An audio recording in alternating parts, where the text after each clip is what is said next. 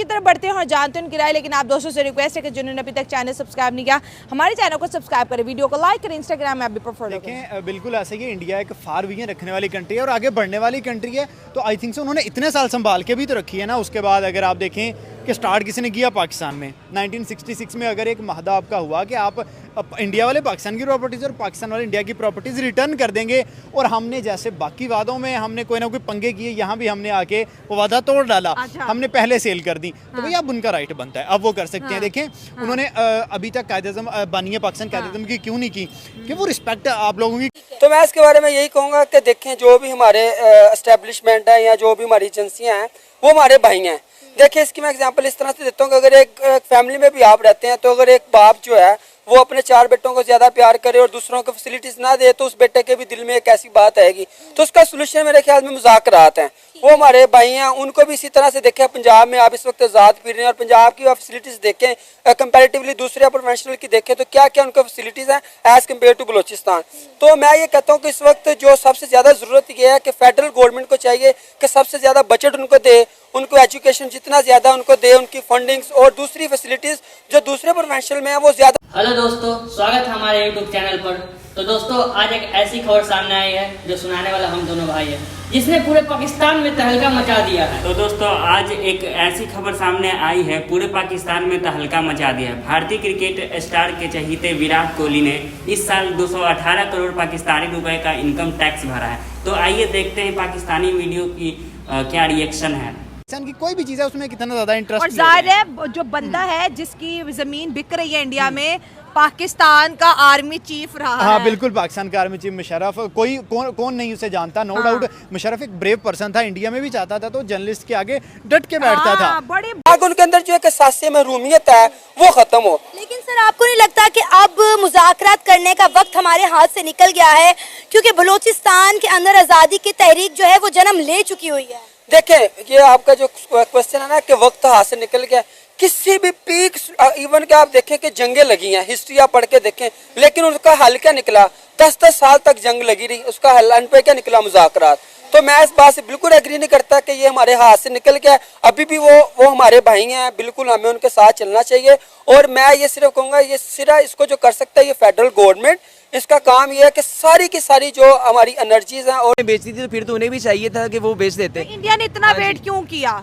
वो चाहते थे कि हमारे जो ताल्लुकात हैं, हमारे जो आपस के रिलेशंस हैं, को रिलेशंस हैं, वो बेटर हो जाएं, कुछ चीजें जो हैं वो हल की तरफ आ जाएं, कुछ पॉजिटिव। जरा दूर की सोच है ना, वो जरा दूर की सोचता है। तो उन्होंने सोचा कि यार इसको अभी हम ना बेचें या इसको हम शायद कहीं ना शायद के तेरे दिल में उतर जाए मेरी बात, ये चीज थी, ठीक है। तो उसमें उन्होंने कोशिश की कि हम ना बेचें। लेकिन अब अगर वो बेचने पे आ गए हैं या इतने टाइम के बाद उन्होंने, क्योंकि अब तो जनरल परवेज मुशर्रफ जो है वो उनकी डेथ हो गई है, तो शायद जनरल परवेज मुशर्रफ की जो प्रॉपर्टी है उसके खानदान को नहीं दी, बल्कि एनिमी प्रॉपर्टी एक्ट के तहत, मतलब कोई भी ऐसा इंसान जो इंडिया की स्टेट के खिलाफ हो वो इंडिया का एनिमी है। ये एनिमी की प्रॉपर्टी है और अब वो आके बंदा इंडिया के अंदर इसको इस्तेमाल नहीं कर सकता। अब इंडियन गवर्नमेंट जो है इसको बेचेगी। आपकी बात से मैं एग्री करूंगी कि उनके जो लॉ है उसके मुताबिक वो इसको बेचे, लेकिन कहीं ना कहीं इतने टाइम से संभाले रखने की वजह भी यही हो सकती है कि शायद इंडिया और पाकिस्तान के ताल्लुकात कहीं ना कहीं बेहतर हो जाए। जिन लोगों का हक है हम उन्हें दे दें। जी बिल्कुल, आपका पॉइंट वैलिड है कि इसमें वो पॉजिटिविटी उनकी माइंड में शायद हो कि शायद यार की चीज़ें जो है वो बेटर हो जाएं,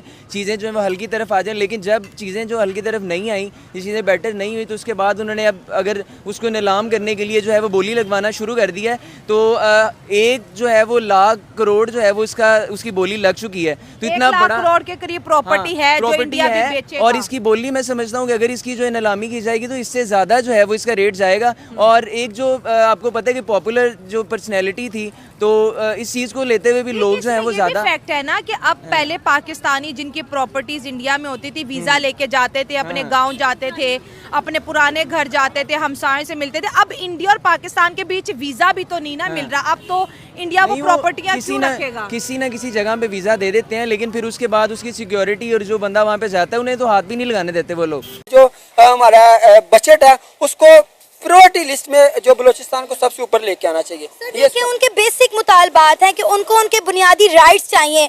फिर वहाँ पे मिसिंग पर्संस का एक बहुत बड़ा मसला है जो हल नहीं हो पा रहा। आपको पता है महरंग बलोच इस तहरीक को लेकर चल रही हैं, वो इस्लामाबाद भी आई अपनी रैली के साथ, लेकिन उनकी रैली के साथ खवातीन, बुजुर्गों, बच्चों के साथ क्या सलूक किया गया वो सब आपके सामने है। जी, इसका मैं जो जहाँ तक समझता हूँ कि मिसिंग पर्सन जो भी हैं, इसमें मैं समझता हूँ जो मुस्लिम हमारे मुल्क जो है ना दुश्मन नासर जो हैं, दूसरे मुल्क की जो कुव्वतें हैं जो पाकिस्तान को पसंद नहीं करती, यानी कि दुश्मन नासर जो है वो मुलव्वस हैं। इसकी एग्जांपल इस तरह से मैं देता हूँ। अगर और दोस्तों, विराट कोहली सिर्फ एक अच्छे क्रिकेटर ही नहीं बल्कि एक ब्रांड है।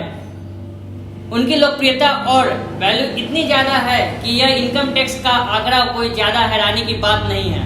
लेकिन भाई मैं बता दूं, पाकिस्तान की बात पर प्रतिक्रिया काफ़ी मिली जुली है। कुछ लोगों के लिए यह चौंकाने वाला बात है, तो कुछ इसे गिफ्ट की विराट की मेहनत की नतीजा मान रहे हैं। है उसके अलावा फोर्स पर्सन है, अच्छी खासी इंडियन मीडिया चढ़ाई करता होता था मुशर्रफ पे। तो अभी जो है मैं समझता हूँ ज़ाती तौर पे कि शायद एक ये भी पॉइंट हो सकता है कि अब उनकी डेथ हो गई है, उन्हें पता है कि यार अब तो वो वापस भी नहीं आएगा, तो शायद इसलिए वो बेच क्या गवर्नमेंट के कंट्रोल में है और वो प्रॉपर्टी मुशर्रफ की गवर्नमेंट बेचे या रखे, अब ये गवर्नमेंट का ही डिसीजन है। और बहुत से पाकिस्तानियों की प्रॉपर्टी इंडिया में है जिसको अब इंडिया जो है बेचेगा, ठीक है। कहीं ना कहीं वो एक उम्मीद थी कि इंडिया और पाकिस्तान के ताल्लुकात कभी बेहतर हो जाएंगे। अब तो हमें वो भी नहीं दिखती कि कोई उम्मीद भर नहीं आती, कोई सूरत नजर नहीं आती। वो वाला हल साफ हो मुझे गया। कोई एक ऐसी एग्जांपल दे दें कि जो ऊपर लेवल का बंदा हो उसने नीचे लेवल वाले बंदे की तरफ हाथ झुकाया हो। नीचे लेवल वाले को ही ऊपर जाना पड़ता है। अगर आपने ताल्लुकात बेहतर करने हैं तो पाकिस्तान को इंडिया की तरफ जाना पड़ेगा, ना कि इंडिया पाकिस्तान की तरफ रुजू करेगा। भाई वो कंट्री इस वक्त टॉप फास्ट ग्रोइंग कंट्री है, दुनिया की बड़ी GDPs में इंडिया का नाम आ रहा है, G20 इंडिया में हो रहा है, और आपकी कंट्री कहाँ फिर रही है।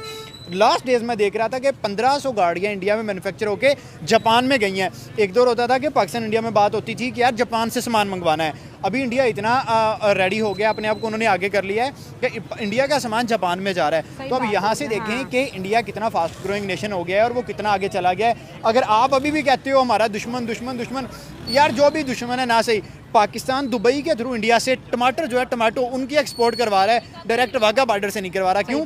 वाघा बॉर्डर हमने रखा है कि टांग ऊपर कौन करता है। वो अभी तक बिलीव करें, हम हंसती है कि भाई अब हम इन टांगों वाले जज्बे में नहीं आने वाले। अब देखें कि सेंस में ये बात आती है कि हमारी टांग ऊपर जाती है जी तो हम कामयाब हैं। यार व्हाट इज दिस?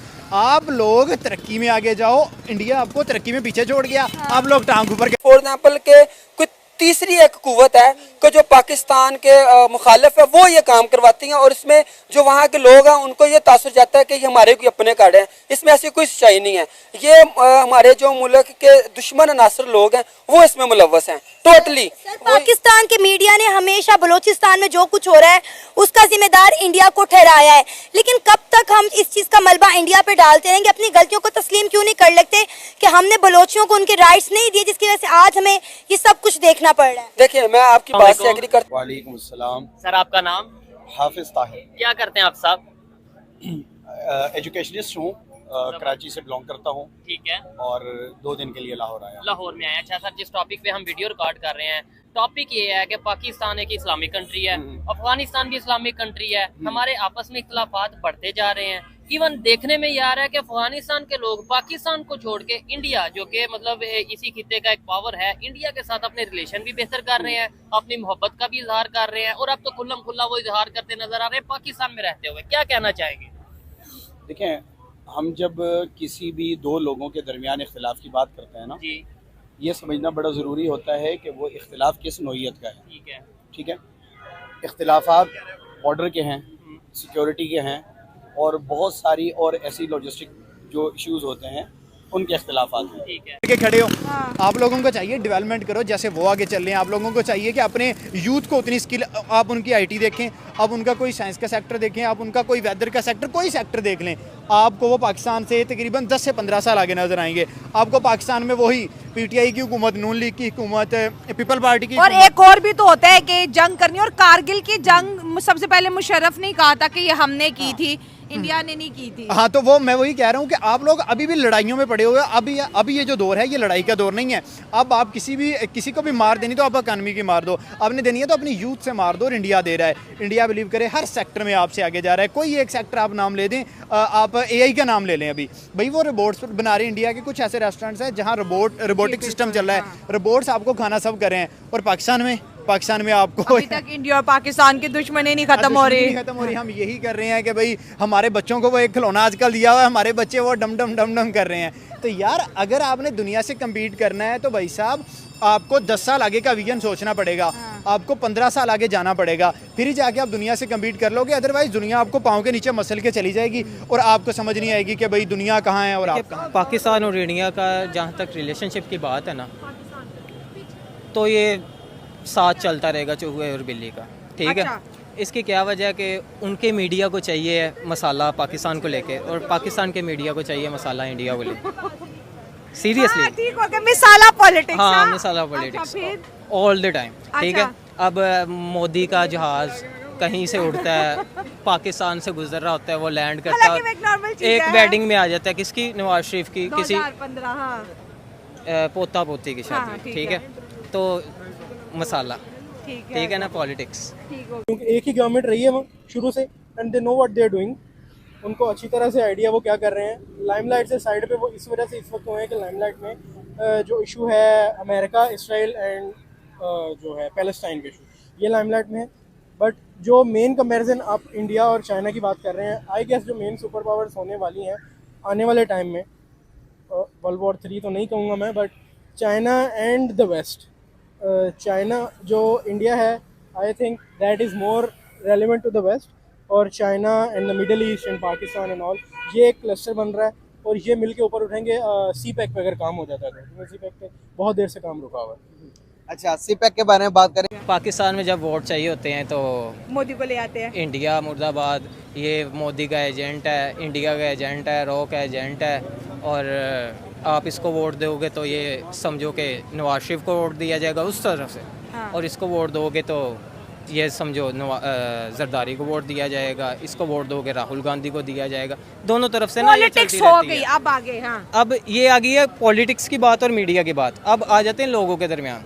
अब सीरियसली मेरा एक बंदे की ड्रीम राइड होती है किसी तरफ की, मेरी बाय रोड वाघा बॉर्डर से चंडीगढ़, उससे आगे इंडिया, सारा कुछ एक्सप्लोर करना चाहते हो। बाकी जहाँ तक आपके टॉपिक की बात आ जाती है, अब आपका टॉपिक है कि एनिमी प्रॉपर्टी को सेल अब किया जा रहा है, और जबकि पाकिस्तान ने सन 1971 में सेल कर दी थी। 1966 में ताशकंद मुआहिदा भी हुआ कि दोनों कंट्रीज की जो गवर्नमेंट है ये प्रॉपर्टीज लौटाएंगी, लेकिन पाकिस्तान ने हर बार की तरह इस एग्रीमेंट को भी इंडिया के साथ पूरा नहीं किया। 1971 में हिंदुओं की प्रॉपर्टियां बेच दी उनसे पूछे बगैर, और इंडिया अब बेच रहा है अपने कानून के तहत। मेरी बात सुने, आपको पता है कि जब पाकिस्तान और इंडिया की पार्टीशन हुई थी तो पार्टीशन के लिहाज से पाकिस्तान को बहुत कम कारखाने मिले थे, बहुत कम पॉपुलेशन के मुताबिक तो इक्वल डिस्ट्रीब्यूट हो गया था।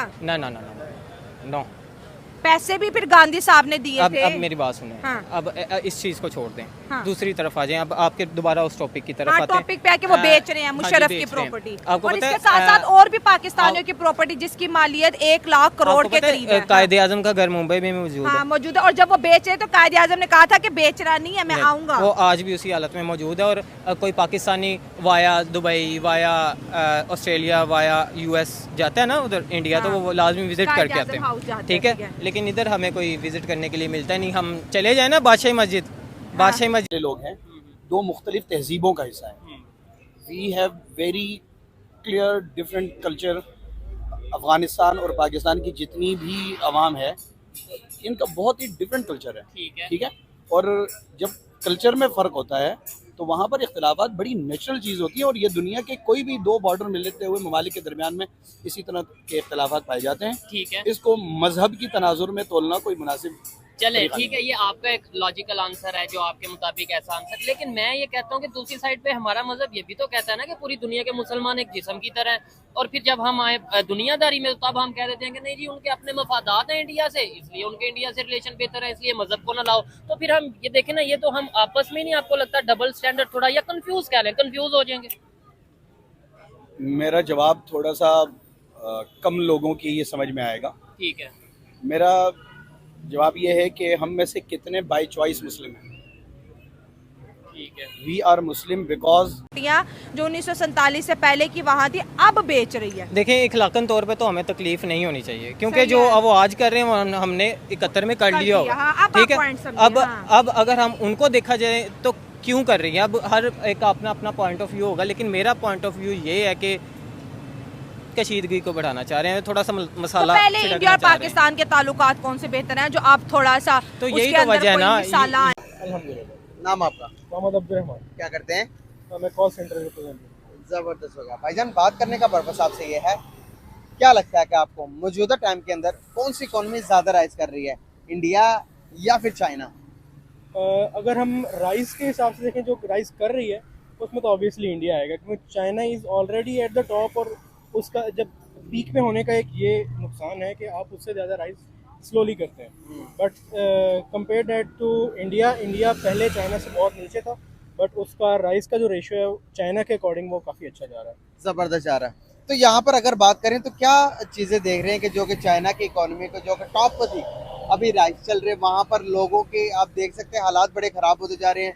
जो कंस्ट्रक्शन जो उस लेवल पे, जो कि आज से कोविड-19 से पहले के जो कि कंस्ट्रक्शन जो डेवलपमेंट थी, दुनिया जितना उनको हर न्यूज़ पर टॉप रहते थे, दुनिया जिस तरह से उनके बारे में बात करती थी, लेकिन आज सेम बात इंडिया के बारे में की जाती है। कैसे देखते हैं इंडिया को आने वाले टाइम के अंदर? क्या इंडिया बीट कर सकता है चाइना को? इंडिया आई गेस उसमें पॉपुलेशन में तो ज़रूर कर देगा, बट अगर हम बात करें टेक रेवोल्यूशन की, टेक रेवोल्यूशन ने ही इंडिया को इतना ऊपर लेके आया। उसमें जो इंडिया ने, एक तो जो सबसे उनकी बेस्ट चीज़ मुझे ये लगती है कि उनमें जो ऑनलाइन पेमेंट का सिस्टम है, या ऑनलाइन ट्रांजैक्शन है, ऑनलाइन बैंकिंग है, इट्स वेरी बेस्ट। आपको हर शॉप पे QR कोड, इस तरह की चीज़ें मिल जाएंगी। फ्रीलांसिंग में हम बहुत अच्छे जा रहे हैं हमसे, जो कि पाकिस्तान में अच्छा होना शुरू हुआ था कोविड के बाद सिस्टम। अब मैं पाकिस्तान से कंपेयर कर रहा हूँ, सॉरी, पाकिस्तानी मजबूरी है। पाकिस्तान में ये सिस्टम बहुत अच्छा होना शुरू हुआ था, बट उसके बाद फ्रीलांसिंग पे कुछ टैक्सेस आए, इंटरनेट क्रैकडाउन्स आए, और इस तरह की काफ़ी सारी चीज़ें आई, जिसकी वजह से हम कुछ बहुत अच्छा उसमें परफॉर्म कर नहीं पाए। हमारी मार्केट उतनी ज़्यादा अच्छी नहीं हो सकी। बट अगर इंडिया में जाके देखें, इंडिया में एक तो उस फील्ड में बहुत ज़्यादा तरक्की हो रही है, ऑटोमोबाइल में बहुत ज़्यादा तरक्की हो रही है। चाइना जो है, अब आई डोंट थिंक कि वो उस तरह से लाइमलाइट से खुद को खुद साइड पे लेके गया, अकॉर्डिंग टू मी, क्योंकि जो काम हो रहा है। तो भाई यही थी हमारी प्रतिक्रिया। तो जरूर कमेंट में बताएं कि आपको ये सलाह कैसा लगा विराट कोहली का। जी, और लाइक शेयर सब्सक्राइब जरूर करें भाई। धन्यवाद, मिलते हैं न्यू वीडियोस में। जय हिंद, जय भारत।